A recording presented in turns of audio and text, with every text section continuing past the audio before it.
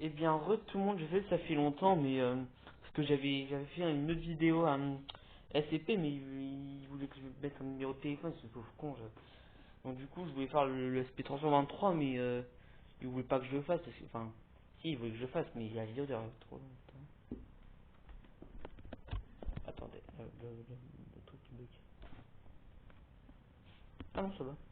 Ah non, ça va, c'est bon, je suis con. Non. Donc je vais faire le prochain SCP, que c'était 149. Les mouches de sang qui est de classe Keter.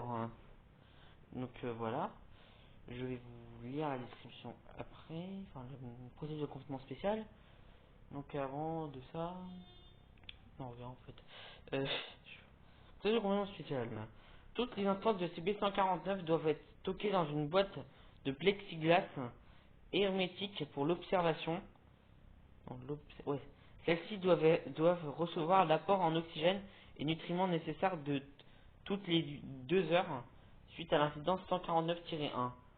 Si une instance de CP149 parvient à s'échapper de son confinement de protocole 40-42-Charlie, Charlie doit être appliqué à tous les sujets infectés sur ordre de 05-12. Description.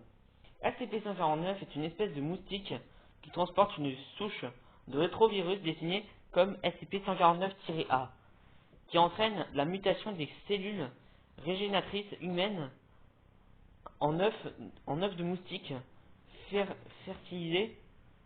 SCP-149-A est injecté directement dans le système sanguin quand SCP-149 se nourrit. SCP-149-A agit rapidement. Ouais, merde, il est où ce con, putain? Pardon. Agit rapidement, j'étais où déjà? Ah voilà, pardon, excusez-moi. Agit rapidement sur le noyau des cellules englobant alors l'ADN.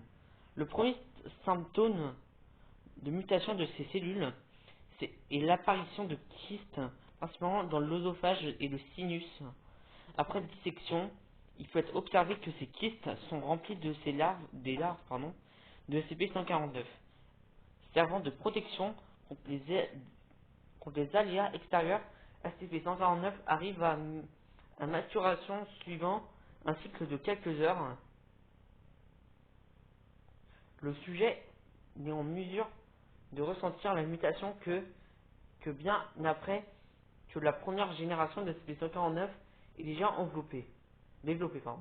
En général, SCP-149 s'échappe par la bouche et le nez, bien qu'il a été observé emprunter les sinus sphénoïdes. Pour s'échapper des orbites, la contamination est fatale et les chances d'infection sont de 50% par morsure. Un d'homme. Non, je dis vivant d'homme, donc arrête d'être avec con et santé. Non, je rigole. Excusez-moi. Incident 149-1.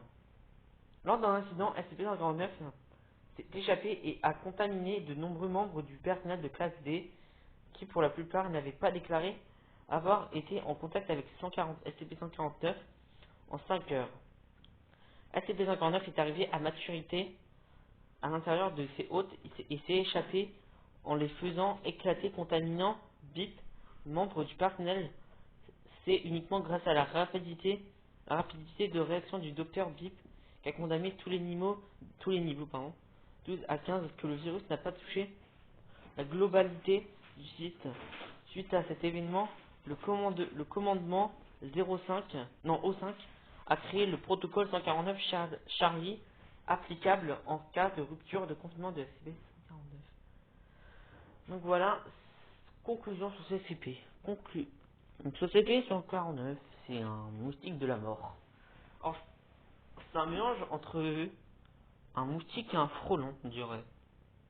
Parce que bon, ça bute des gens. Quand tu dis hop, t'es direct à l'hôpital, donc le frelon son cascateur. C'est moi qui dis, c'est pas moi. C'est ni Wikipédia, c'est moi qui dis. Enfin, c'est ma théorie. Donc voilà, c'était tout pour ce CP. Donc voilà, j'aurais rien dit de plus. Donc salut. Enfin, je fais un CP tout de suite. Donc salut, à tout de suite.